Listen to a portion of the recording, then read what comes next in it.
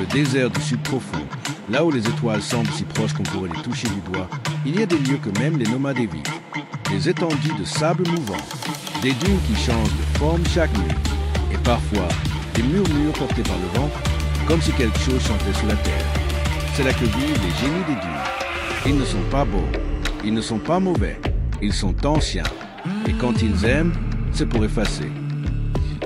La promesse du voyage.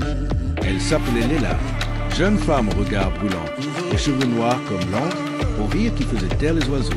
Elle était née dans une caravane de marchands, élevée entre les tapisseries, les épices et les contes racontés autour du feu. Mais Léla rêvait du désert, pas de ce mirage, pas de ce danger. Non, elle rêvait de ce qu'il cachait. Un soir, sa tribu campa près d'un lieu dit, les dunes sans nom. Personne n'y restait longtemps.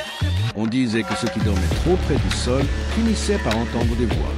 Et ceux qui y restaient trop longtemps disparaissaient.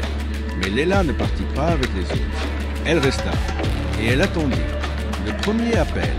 Il vint avec le vent. Pas une voix. Pas un visage. Juste une sensation. Comme si quelqu'un marchait avec elle, sans jamais se montrer. Quelque chose de chaud, d'invisible, d'attentif. Puis vinrent les rêves. Chaque nuit, elle voyait une silhouette debout sur une dune, entourée de flammes froides. Il ne parlait pas, il ne bougeait pas, mais il la regardait. Et dans ses rêves, elle se sentait vue. Vraiment vue, comme si cet être connaissait son âme mieux qu'elle-même. L'échange. Au bout de 3 nuits, elle alla vers lui, seule, sans eau, sans boussole, juste un foulard blanc noué autour du cou et le cœur battant. La silhouette apparut devant elle, faite de sable et de lumière. Grande, mince, enveloppée dans un manteau de vent. Ses yeux brillaient comme des braises. « Tu es venu ?» dit-il. Sa voix n'était pas humaine.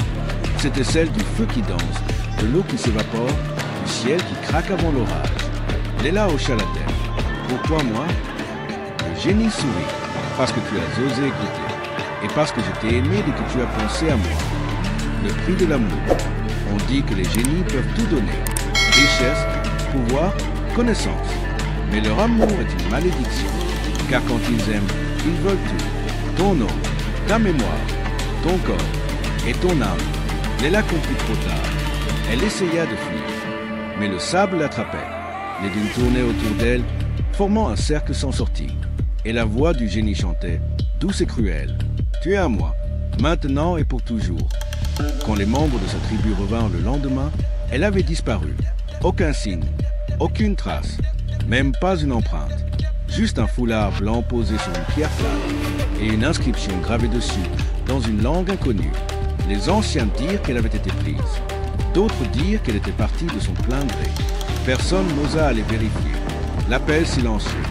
Depuis ce jour, ceux qui traversent les dunes sans nous dit sentir quelque chose. Une présence, un souffle, un regard, et certains je entendre une voix familière, très basse, comme si elle venait du fond du temps. Il m'a aimé, et maintenant, il vous regarde aussi. Et alors, parfois, leurs pas ralentissent, leur esprit dérive. Et un matin, ils ne sont plus là, effacés. Par l'amour d'un génie, on raconte que l'amour peut tout traverser. Les montagnes, les océans, les siècles, mais il y a un amour que personne ne devrait connaître. Celui qui veut te garder en entier, celui qui te prend jusqu'à ton souvenir. Car le génie des dunes l'a aimé, et elle a disparu à jamais.